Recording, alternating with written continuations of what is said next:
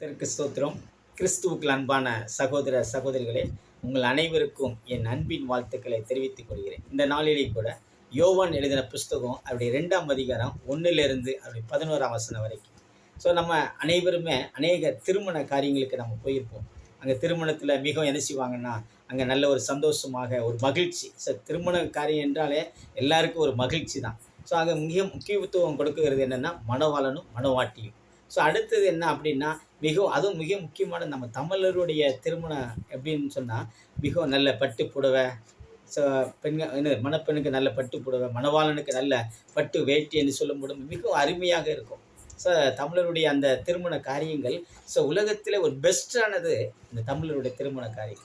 அதே அங்கே மிக அடுத்தது என்ன அப்படின்னா, அங்கே விருந்து உபசரணை ரொம்ப முக்கியத்துவம் வாய்ந்தது. அப்படி இருக்கிற நம்முடைய வாழ்க்கையில் இன்றைக்கு நான் ஒரு திருமண காரியத்தை குறித்து நான் சொல்ல போகிறேன். கானாவூர் என்ற ஒரு ஊரில் ஒரு திருமணம் நடந்தது. அந்த திருமணத்துக்கு இயேசுவும் அவருடைய தாயாரும் இயேசுடைய சீசர்களும் அந்த திருமணத்துக்கு அழைக்கப்பட்டிருக்கிறாங்க. அவங்க அந்த திருமணத்துக்கு போய் என்ன செஞ்சுருக்காங்க, அங்கே என்ன செஞ்சுருக்காங்க, போயிருக்கிறாங்க.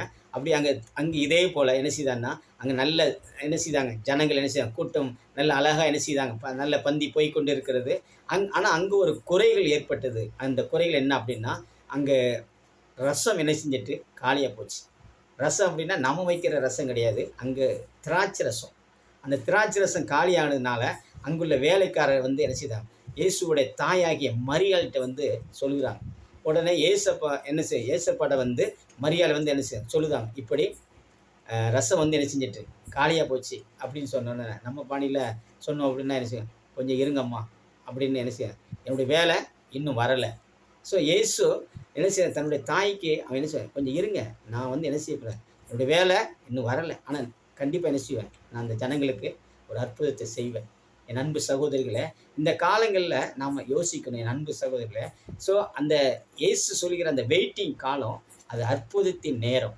அந்த வெயிட்டிங் அந்த காலத்தில் தேவன் ஒரு பிளானிங் போடுகிற ஒரு நேரம், ஒரு திட்டமிடுகிற அந்த நேரத்தில் அவர் சொல்கிறார், நீங்கள் வெயிட் பண்ணுங்கள், என்னுடைய நேரம் இன்னும் வரலை, என்னுடைய வேலை இன்னும் வரலை. அப்போ இயேசு என்ன சொல்கிறாருன்னா, தன்னுடைய சீசர்களுக்கு மத்தியில் என்ன செய்ய, எல்லாரும் பக்கத்தில் இருக்கிறாங்க, அங்கே இருக்கிற வேலைக்காரங்களை கூப்பிட்டு என்ன செய்தான், எல்லாத்தையும் என்ன செய்யுங்க, ஒரு 2-3 நிரம்பத்தக்க ஒரு 6 கற்சாடிகள் என்ன செய்யாங்க, வரிசையாக வச்சு என்ன செய்தாங்க, அதில் தண்ணி நிரப்புங்க அப்படின்னு சொல்லி தண்ணியை நிரப்புனாங்க. தண்ணியை நிரப்பி அதில் என்ன செய்கிறாங்க அப்படின்னா, இயேசு சொன்னாங்க, இதை மண்டு நீங்கள் என்ன செய்யுங்க, பந்திக்கு கொண்டு போங்க. பந்திக்கு அவங்க கொண்டு போய் என்ன செய்தாங்க, திராட்சை ரசத்தை கொடுக்குறாங்க. அங்கே சாப்பிட்றவங்க மிகவும் ஒரு ருசின்னா அவ்வளோ ஒரு டேஸ்ட்.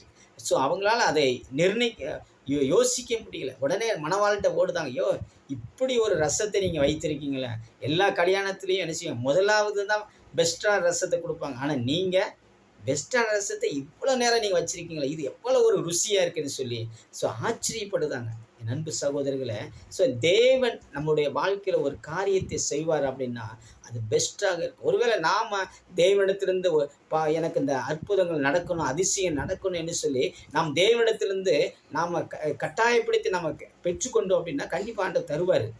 ஆனால் அது நம்முடைய வாழ்க்கையில் மாத்திரம்தான் சந்தோஷம் இருக்கும். ஆனால் தேவன் கொடுப்பாரே ஆனால் அது நித்திய மகிழ்ச்சியாக இருக்கும். கானாவூர் கல்யாணத்தில் அதுதான் நடந்தது. அந்த ஒரு மகிழ்ச்சி அளவிட முடியாது. அது ருசியோ அவ்வளவு ருசியானது, தித்திப்பானது. இந்த கானாவூர் கல்யாணத்தில் தேவன் செய்த முதல் அற்புதம். ஆமாங்க. தேங்க்யூ. God bless you.